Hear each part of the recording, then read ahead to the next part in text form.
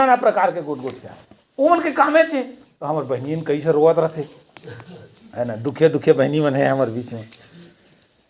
एक दाना कुछ कदी तो हम परेशान हो जाता ना, हमन के घर के नहीं यीशु मसीह के पीछे आए कुछ उठा दे, धर धर धर धर हमारा आंसू रुका नहीं देता।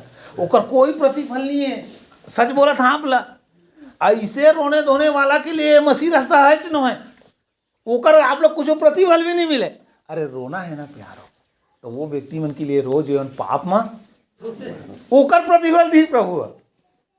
नहीं तो हमार दादा हमारा आनंद के तेल से अजी हमारे सिर के ऊपर का देखो ना आप मन, ये तेल लगा रहते कर चुंदी चमकत रहते, मुँह थोड़ा कन अच्छा दिखते होगा।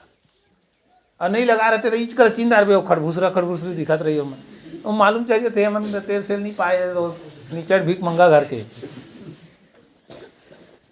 तो हमार दादा आनंद के तेल अगर हमारे सिर के ऊपर चुपड़े तो हमारे मुँह चमकत रहते। गाड़ी दे